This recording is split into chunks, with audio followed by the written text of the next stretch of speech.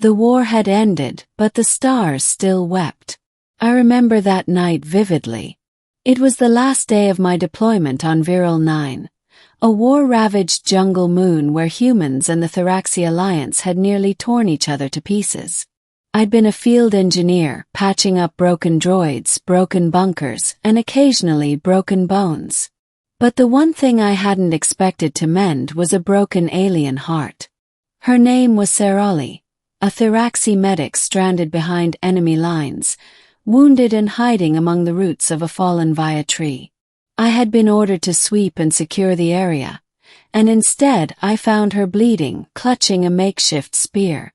"Easy," I said, raising both hands. "I'm not here to hurt you."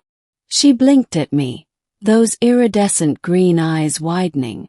Her spines flattened along her back, a Thraxi sign of trust. I could have called it in.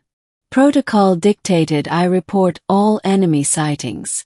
Instead, I wrapped her wounds, fed her from my rations, and kept her hidden until the ceasefire was officially declared. We spent 3 days together. During the nights we'd talk about our homes, our fears, and why we were even fighting in the first place. I told her about Earth. She told me about Thyrax Prime. It was surreal, sitting beside an enemy and laughing like old friends. When the extraction shuttle finally arrived, she stood beside me, trembling.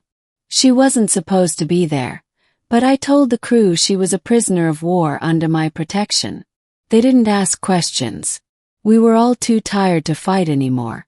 I was transferred back to Earth. She was taken to a diplomatic facility. For weeks we messaged. Then, on a quiet evening by the orbital garden of the New Geneva spaceport, we met again. That's when I said it. We'll get married in 5 years. Once peace holds. Once we're both free to choose. She tilted her head. "You promise?" "I promise," I said, grinning. And then she was gone, off to Thyrax Prime for rehabilitation, her planet still wary of humans. I didn't think she'd remember. But 5 years later, she came back. Middle.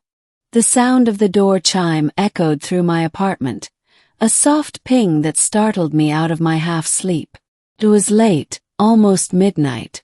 The skyline of New Seattle shimmered outside, the city floating above clouds on its grav plates.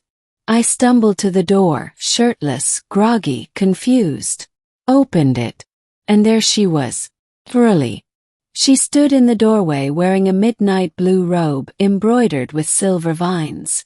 Her hair like spines were longer now, braided with small rings of obsidian and pearl. Her eyes still shimmered like emerald lightning. And she was holding a suitcase. "I have come," she said softly, "for our marriage." For a moment I just stared. My heart thudded against my ribs like a trapped animal. "You remembered," I whispered. "Of course," she said. "You made a vow. Thraxi do not take vows lightly. I have completed the obligations to my people. I am free. You are free. It is time." She walked past me like a dream and set her suitcase on the floor. My brain caught up 10 seconds too late. I wasn't sure you'd ever come back," I said, closing the door behind her. "I counted every day," she replied, placing her hand gently on my chest. "I waited, even when others said I was foolish. I did not forget you, Cale." That was my name, Cale Donovan. I had almost forgotten the sound of it coming from her lips. The days that followed were both awkward and beautiful. We took walks in the upper gardens. She marveled at human art and questioned every Earth custom with a sincere curiosity. She insisted on learning how to cook, even though her first attempt at pancakes ended with a fire suppression drone deploying foam. But she also seemed nervous. One night, as we stood on the balcony watching Earth's moon rise, she spoke. "There is more," she said. "Something I have not told you." I turned toward her. "What is it?" 5 years ago, after we parted, the Theraxi Council offered me a bondmate. Politically advantageous one. I refused. That act. It exiled me. I can never return. My eyes widened. You gave up your entire world. For me? She nodded once, quietly. A deep silence settled between us. I took her hand. Then let's make it worth it. We began the process, filing interspecies marriage papers through the Galactic Unity Registry.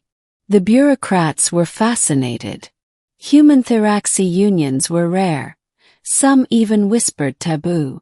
We were interviewed, observed, even probed, seriously, an actual neural probe, to verify compatibility. At the final hearing, the officiator raised an eyebrow. Do you two understand the biological implications of this union? Children may be genetically unstable. I do, I said firmly.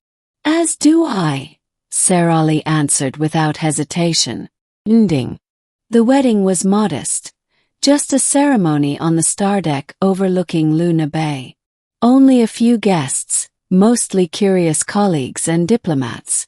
Her people weren't allowed to attend. Mine barely knew what was happening. But when she walked down the aisle, wearing a woven dress of crystal-thin leaves and strands of starlight silk, I knew it was right. She stood in front of me, radiant, proud, and alien, and I felt more human than ever. The officiator, a synthetic AI who specialized in multi-species bonding rituals, recited the ancient Theraxi vow in both our tongues. 2 hearts from distant suns, it said, now orbit as one. Kissed. The galaxy didn't explode, but it did shimmer. We settled into life together slowly. Serali got a job as a biocultural consultant for the Interplanetary Health Alliance. I returned to engineering, designing habitats for frontier colonies. We shared a small home just off Titan Park, filled with strange plants from her world and old Earth books. Of course, it wasn't always perfect. She struggled with Earth's noise. I struggled with Theraxi sleep cycles.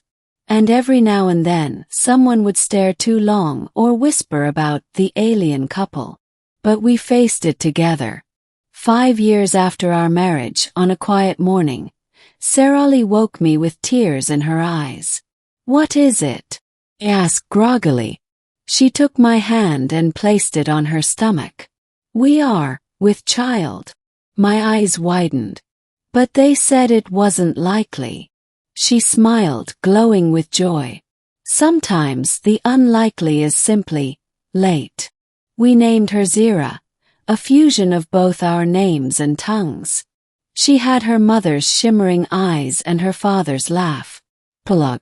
Years passed. Zira grew up between cultures, climbing trees on Earth 1 week, learning ancient Theraxi songs the next. She didn't see her parents as from different worlds. She just saw love.